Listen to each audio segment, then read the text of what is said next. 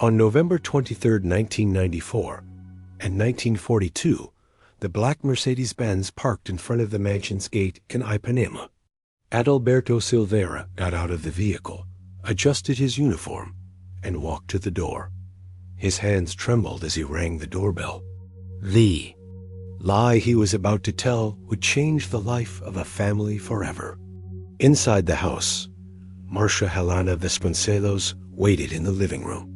At 52 years old, she still preserved her natural elegance, but her eyes betrayed anxiety. Roberto paced nervously, checking his Rolex. They had been expecting their daughter for 2 hours. Camila always arrived on time when Adalberto picked her up from Puc Rio. It had been a routine for the past 3 years. The sound of the doorbell made them exchange tense glances. Roberto went to answer, sensing trouble. He found Adalberto under the porch light, looking desperate. The driver was alone. His words sounded like an omen. He hadn't been able to find Camila at the university. Roberto felt the ground shift beneath him. Marcia instantly paled. Adalberto's explanation sounded confused, fragmented. He spoke quickly, gesturing, recounting how he had arrived on time, waited until 7 p.m., searched the hallways, asked students, but no one had seen Camila leave. The young woman had simply disappeared. His hands trembled violently. He avoided the gaze of his employers, as if carrying an unbearable weight. The night in Rio whispered around the mansion, the sea crashing on the nearby beach. But inside the house, the silence was deafening. Roberto tried to process the impossible information. Camila could have gone somewhere with friends. She could have been studying in the library, but deep down, a voice whispered that something terrible had happened. Marcia broke the silence, asking where exactly he had searched. The driver swallowed hard, giving increasingly confused answers. He described searching the hallways, talking to security, trying to contact professors. Every word was a carefully constructed lie. Every gesture calculated to show concern. Inside, his heart raced, knowing that the truth would remain buried. Roberto decided to call Camila's friends. Adalberto offered help, but Roberto preferred he stay at the house. The family didn't notice the inconsistencies in his story, the pauses before answers, the sweat on the trusted employee's forehead. For 7 years, Adalberto had been considered almost family punctual, polite, trustworthy, and never gave a reason for suspicion. But on that night, everything changed. The lie had been planted, the secret that would consume the family over. The next 7 years had started to grow. Adalberto watched Roberto make frantic calls, saw Marcia cry, and knew he had started a cruel farce with no return. The silence he maintained protected only himself. Roberto Vasconcelos had built an empire. In the Rio real estate sector, his company Vasconcelos Empreendimentos had erected iconic buildings in Ipanema and Copacabana. At 55, he was respected in the business world, known for his seriousness and his word. Marcia, an architect graduated from UFRJ, had abandoned her career to dedicate herself to the family and charity work for the Church of Nossa Senhora de Paz. They lived in a 3-story mansion in Ipanema, close to the beach. The residence was elegant but discreet, decorated with good taste by Marcia. Brazilian artwork adorned the walls. Fine wood furniture filled the rooms. A tropical garden offered a refuge from the urban hustle. It was the perfect environment to raise a daughter with strong values. Camila Vasconcelos was a rare gem at 22. Her brown hair cascaded in waves over her shoulders. Her green eyes shone with genuine curiosity. Tall, elegant, always well-dressed, yet never ostentatious. She combined family sophistication with authentic simplicity. At Pico's Rio, she was known for her intelligence and kindness to everyone. She studied psychology with passion, dreaming of working with underprivileged children. She had high grades, participated in study groups, and had a particular interest in child psychology. On weekends, she volunteered at a daycare in Regina, defying her parents' concerns, but showing solid character. Her friends described her as someone always willing to help. Adalberto had been hired in 1987. When Camila turned 15, Roberto had sought a discreet and reliable driver. The 32-year-old man from Nova Iguac seemed perfect. A clean driving record, good references, respectful demeanor. Most importantly, Camila felt comfortable with him. For 7 years, Adalberto had been an exemplary employee, punctual as a Swiss clock, polite, and always in impeccable uniform. He knew the streets of Rio perfectly, navigating traffic with skill. The Vasconcelos family considered him almost family, trusting him with their daughter's safety and household secrets. On that November afternoon, Camila followed her usual routine. It was Wednesday, with classes in social psychology and human development. During lunch with friends Juliana and Patricia, she excitedly spoke about her research project on childhood trauma. She wore a blue and white floral dress, low sandals, and a brown leather backpack. At 5:15 p.m., she said goodbye to her friends, telling them that Adalberto was waiting at their usual spot. It was a well-established routine. He arrived at 5 p.m., parked near the gate on Rua Marquez de São Vicente, and waited patiently. Camila always appeared punctually, smiling, asking about his day. They talked during the drive to Ipanema. Their relationship was respectful. She was kind, he was polite. But that afternoon, something changed dramatically. The routine was broken irreversibly. The trusted employee became a predator, and the kind young woman became a victim. The family that trusted blindly would discover 7 years later that evil had been living inside their home. Roberto immediately called Juliana and Patricia. Both confirmed. Camila had left the university at the usual time, saying she would meet Adalberto. Neither seemed worried or different. Other classmates were urgently contacted, but no one had seen her after 5:15 p.m. Roberto called PUC Rio, but the staff had already left. The anxiety grew with every unanswered call. At 9 p.m., Roberto decided to go to the police station. Adalberto offered to accompany him, appearing genuinely concerned. But Roberto preferred that he stay at the house. Camila's phone remained silent. Marcia cried uncontrollably. Roberto felt as though he were living a nightmare. In the car, on the way to the Gavia police station, Roberto squeezed Marcia's cold hand, whispering hopes he didn't believe. The night traffic seemed to conspire against them, each red light prolonging their agony. Delegate Sergio Nascimento, experienced in similar cases, listened attentively. He explained that the first 24 hours were critical. Young people sometimes left without notifying anyone. Roberto insisted that Camila would never do that. She was responsible, always let them know her whereabouts, and respected her schedules. Moved by the anguish, Nascimento promises to initiate the investigation immediately. The police machine begins to move, but time is an unforgiving enemy in disappearances. The first 48 hours pass in a fog of despair. Roberto mobilizes all his contacts in Rio. As an influential businessman, he knows politicians, judges, journalists, everyone is called upon to help. Posters with Camila's smiling photo spread quickly throughout the city.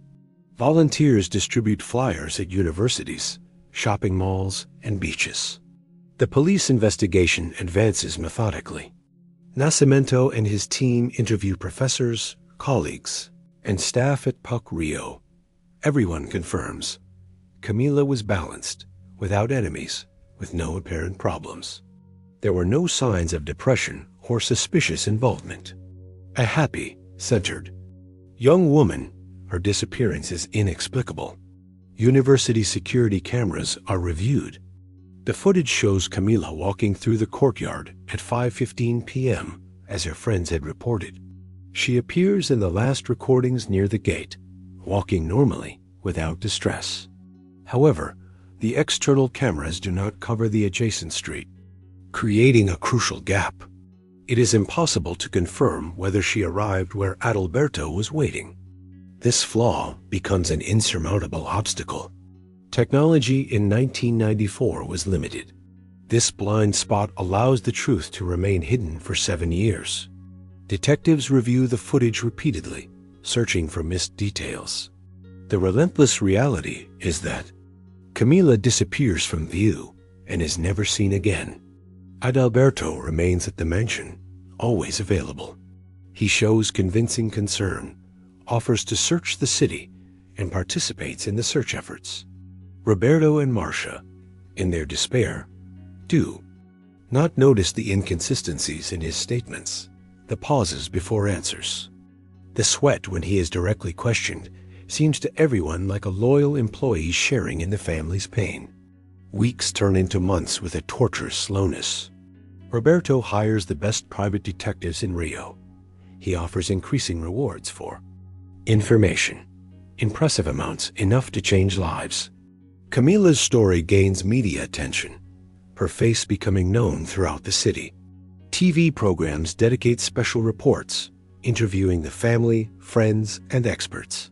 Public sentiment is genuine.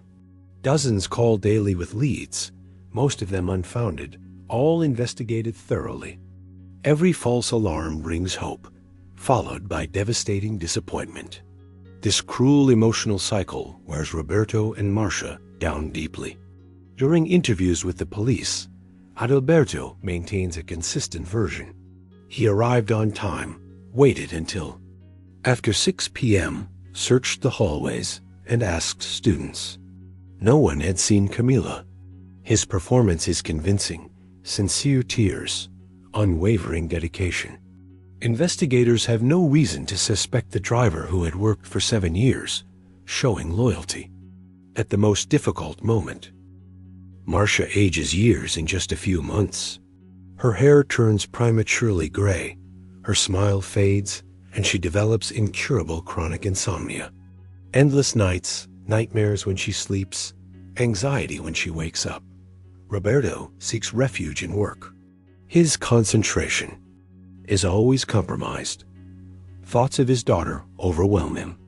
Their solid marriage shows cracks under the weight of the tragedy. They cope with the mourning in different ways, gradually drifting apart.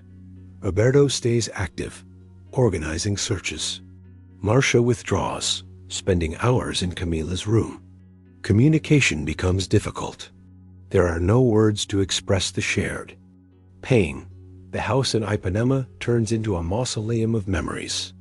Camila's room remains untouched. Books on the desk, clothes in the wardrobe, photos scattered. Marcia enters daily as part of a sacred ritual, tidying objects, touching clean surfaces, maintaining the illusion of a possible return. On each of Camila's birthdays, the family holds a mass at the Church of Nossa Senhora da Paz. Friends attend religiously, holding on to a fragile hope. Roberto and Marcia attend therapy, trying to cope with the trauma of not knowing their daughters. Fate, psychologists explain.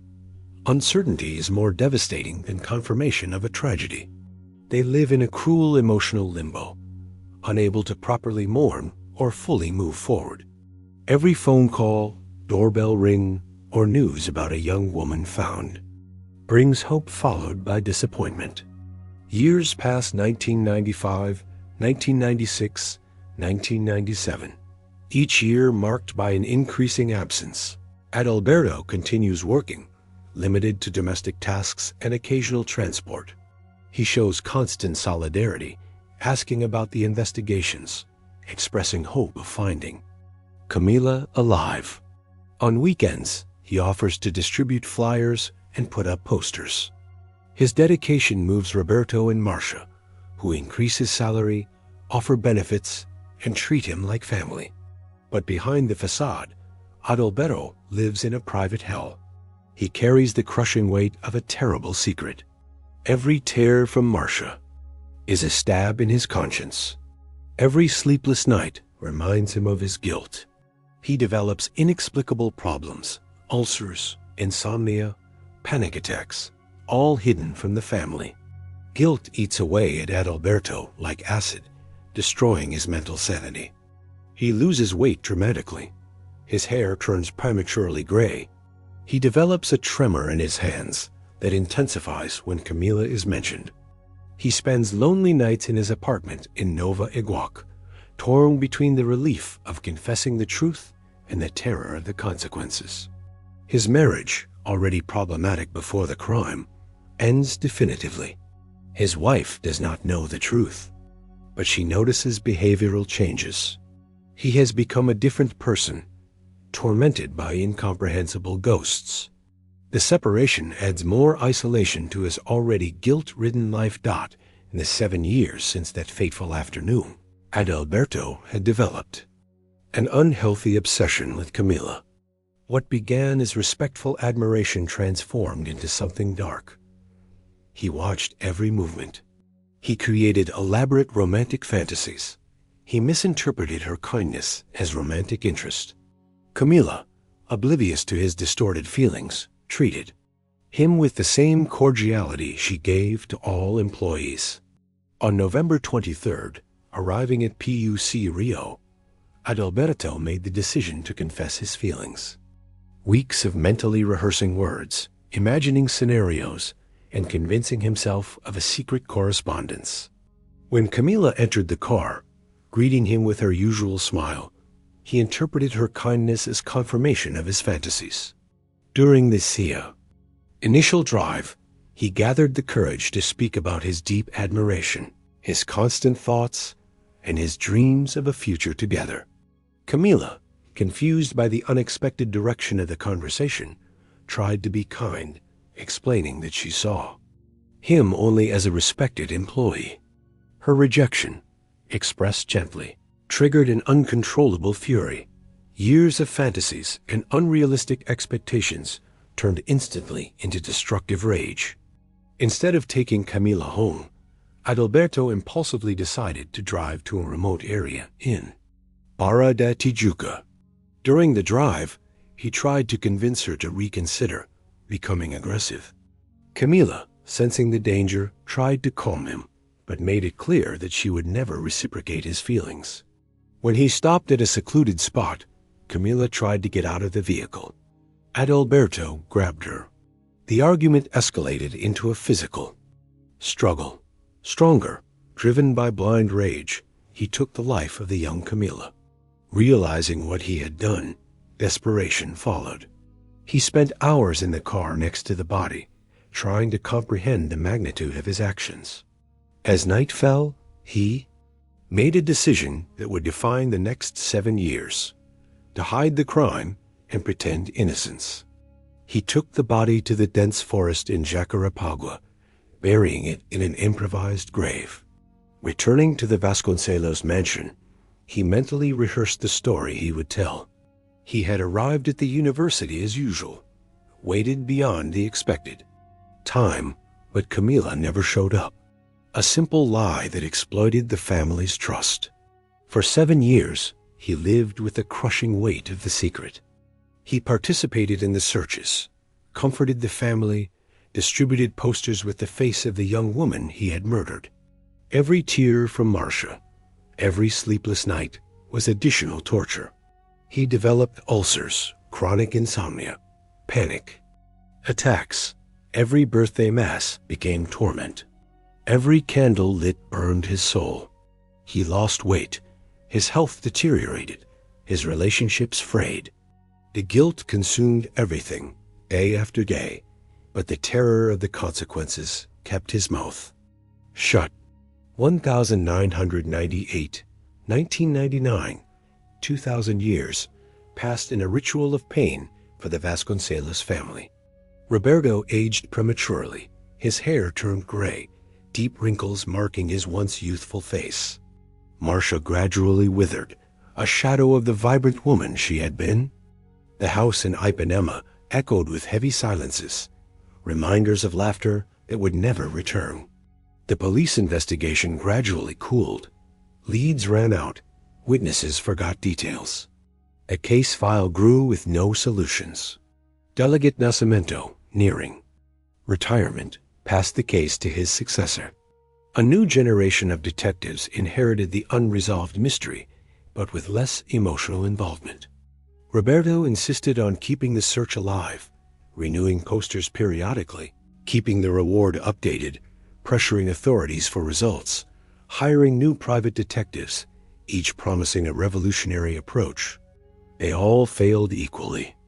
Camila remained a ghost, present in memories but absent from reality. The Vasconcelos social circle adapted to the tragedy. Close friends remained supportive, but invitations gradually dwindled. It was hard to maintain social normalcy when they eye. Families paint-tainted the atmosphere. Roberto isolated himself in work, Marcia in charity work, each coping with grief in their own way. Adalberto remained a constant presence, adapting to the family's changes. When Roberto worked excessively, he was available. When Marcia needed to go to the doctor, he offered transportation, becoming indispensable in the altered routine due to the tragedy. Paradoxically, Camila's absence brought him closer to her parents. He developed strategies to deal with his guilt. He avoided places that reminded him of Camila, changed routes when possible, kept himself busy with tasks. When questioned about the investigation, he responded with apparent concern. He offered theories about her possible whereabouts. His performance had been perfected through practice. His mental health deteriorated progressively. Panic attacks became more frequent. His ulcers bled periodically. Insomnia became constant. Doctors prescribed medication without knowing the true cause of his symptoms. How could he explain that the guilt from murder was slowly destroying his body?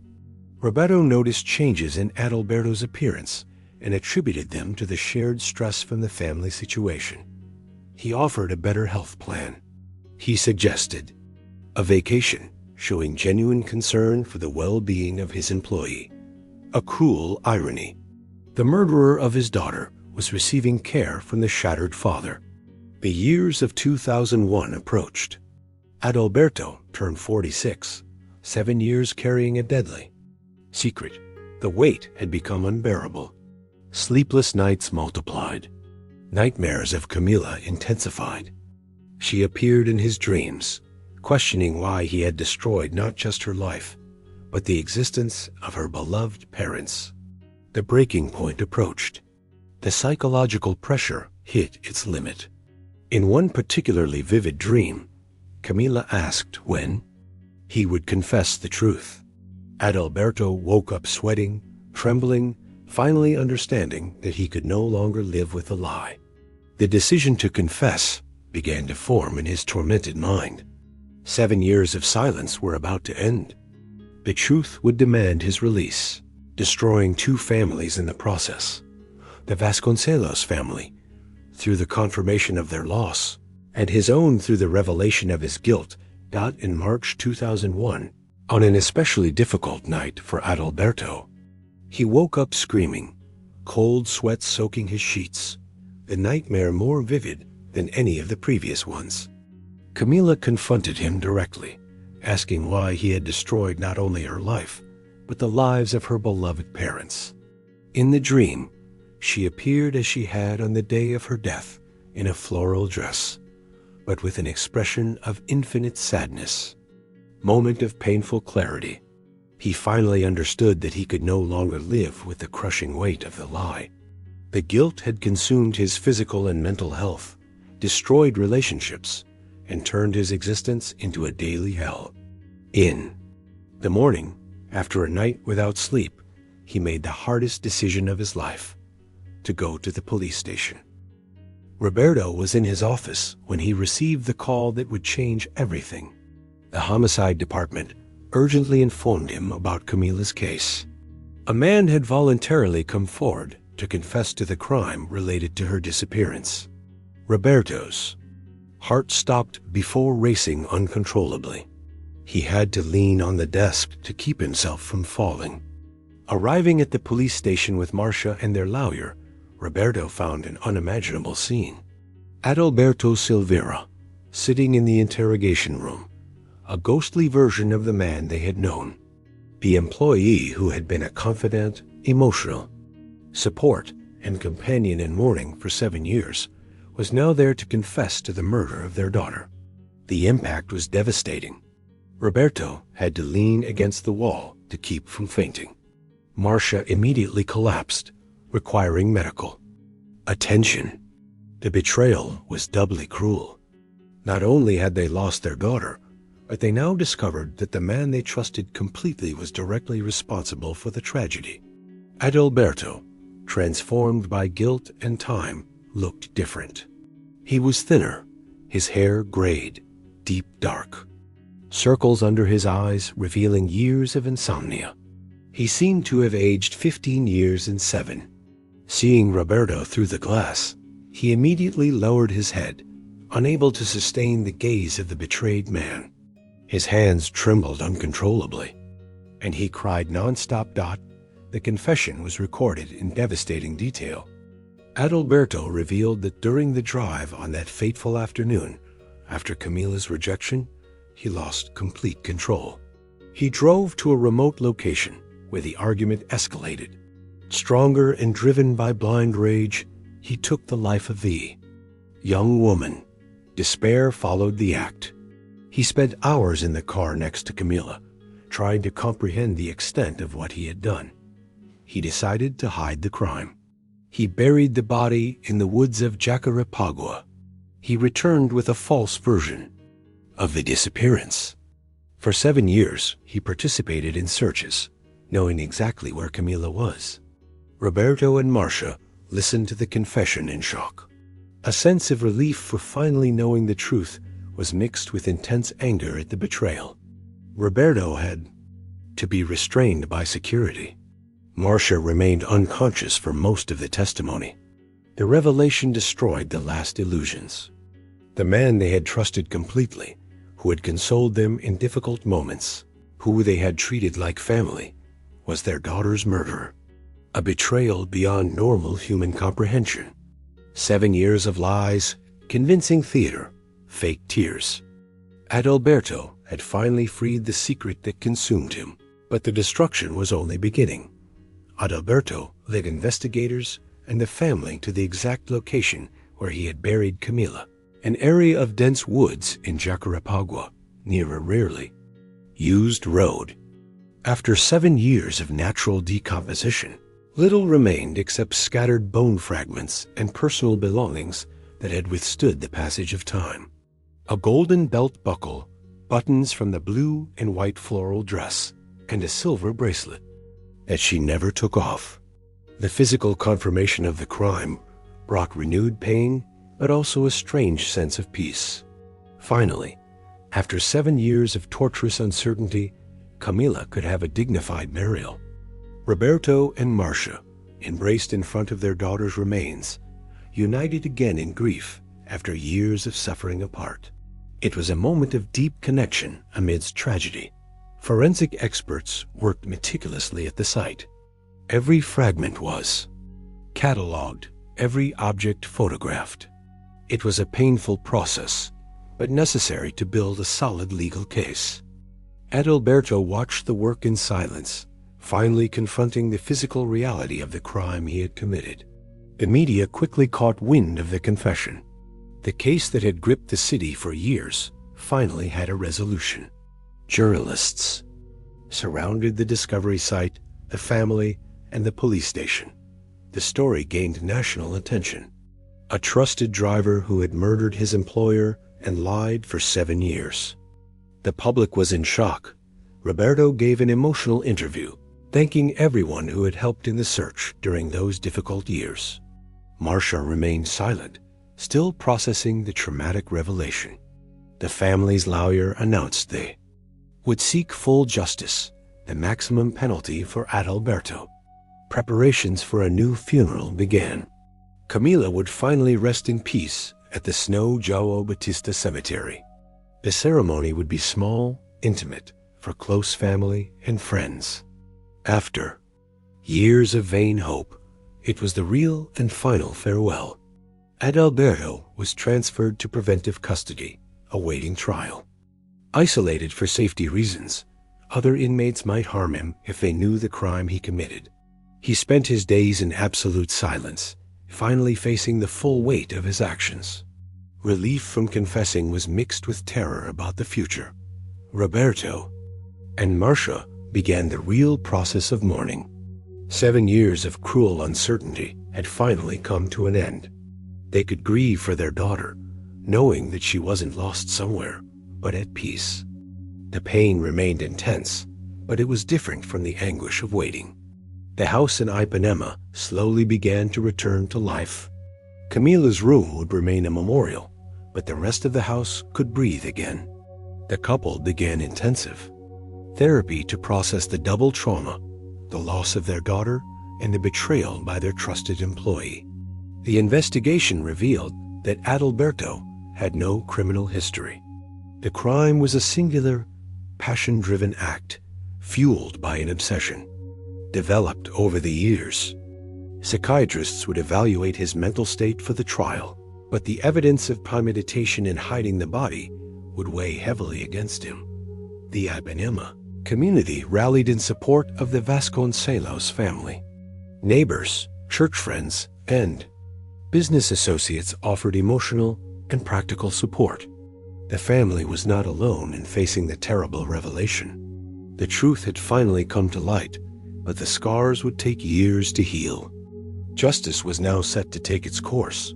The trial of Adalberto Silveira took place years later, in 2003, amid great public attention.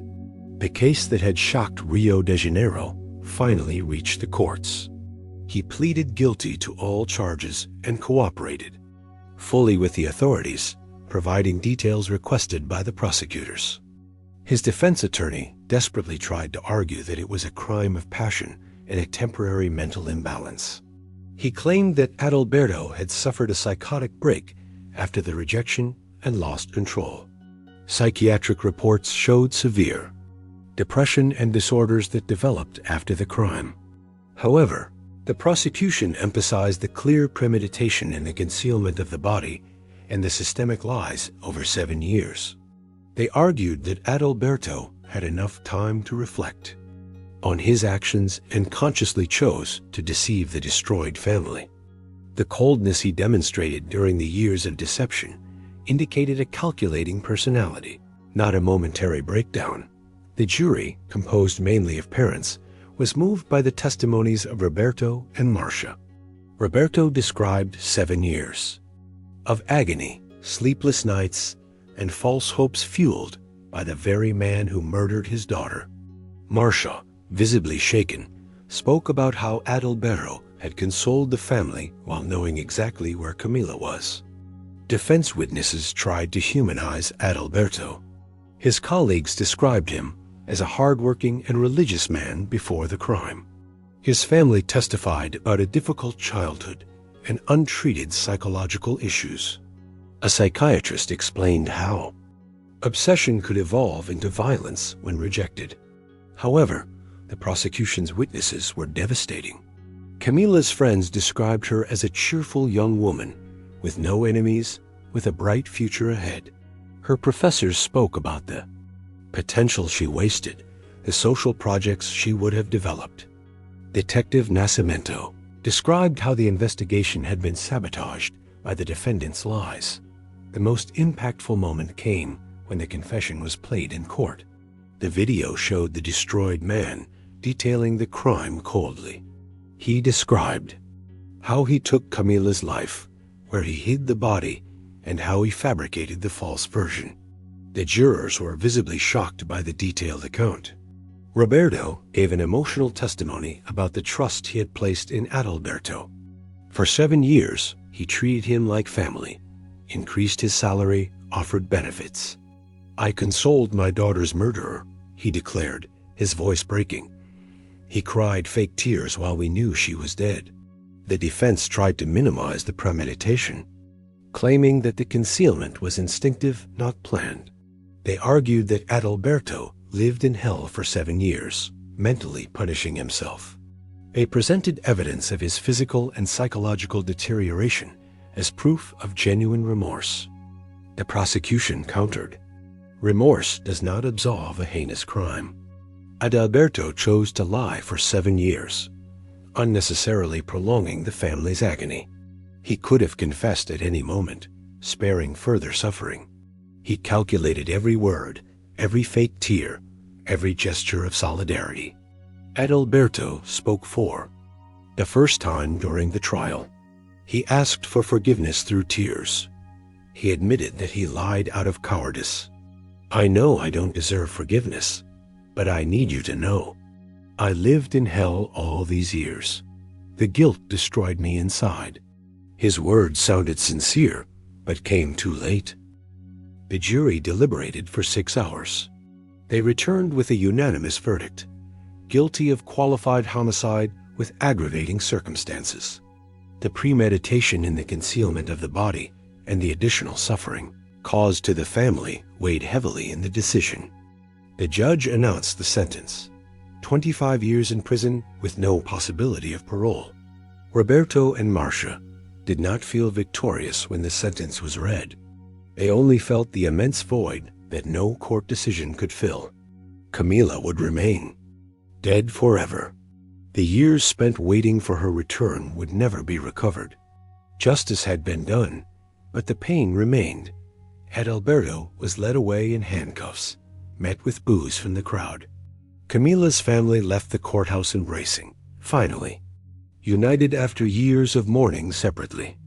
The first phase of their healing process was complete. The truth had been revealed. Justice had been served. The media covered the case extensively. Experts debated the signs of obsessive behavior and the importance of checking the backgrounds of employees. The story became a case study in personal security and criminal psychology courses. Camila could finally rest in peace. Her murderer would pay for the next 25 years. The family could begin the long process of rebuilding their lives, carrying her memory, but no longer the weight of the cruel uncertainty that had consumed them for 7 endless years. After the trial, Roberto and Marcia made a decision that would give new meaning to their devastated lives. They founded the Camila Vasconcelos Institute, an organization dedicated to protecting young women and preventing obsessive violence. It was a way to transform their personal tragedy into something constructive that could benefit other families. The Institute offers free psychological support, self-defense courses, programs to raise awareness of signs of obsessive behavior, and educational campaigns in universities about the dangers of one-sided relationships. They also provide therapeutic work for the family itself and a social mission to honor Camila's memory. Adalberto served his sentence in complete silence at the Bangu Penitentiary Complex. He categorically refused to receive visits or give interviews to journalists interested in the case. Other inmates reported that he spent most of his time obsessively reading the Bible, writing letters he never sent to anyone. His health deteriorated rapidly in prison. He developed severe diabetes and serious heart problems, which doctors directly attributed to chronic stress and constant guilt. Complete social isolation worsened his severe depression. He refused psychiatric medication, preferring to face the SC. Mental torment as a deserved punishment. Years passed slowly in prison. Adalberto aged prematurely. His hair turned completely gray and his weight drastically decreased. Other prisoners avoided him once they learned the nature of his crime. He lived in almost complete solitude, speaking only occasionally with the prison chaplain. In 2018, at the age of 63, Adalberto died of a heart attack in his cell.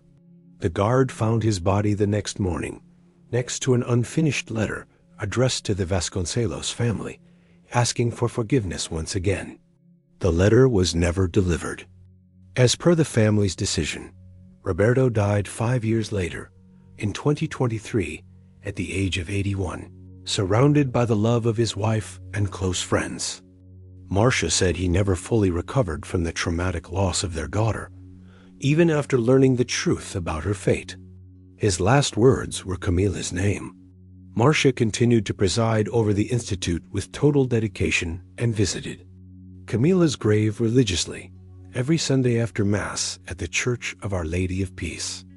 At the age of 80, she still kept her daughter's memory alive through the social work that she considered the greatest legacy left for the world. At the São João Batista Cemetery, Camila Vasconcelos' grave was always adorned with fresh, colorful flowers, which Marcia renewed weekly. The white marble gravestone carried a photo of the young woman smiling radiantly. Forever frozen at the age of 22, the engraved inscription read, "Beloved daughter," a dedicated psychologist, a woman who dreamed of helping children. No mention was made of the violent way she died, only of the luminous way she lived. Her memory preserved with the dignity and love she always deserved. Camila Vasconcelos' story became a milestone in the discussion of personal safety and trust. For 7 years, the family lived in the limbo of uncertainty. For 7 years, the man carried the weight of a terrible secret. The truth finally brought justice, but some wounds would never fully heal.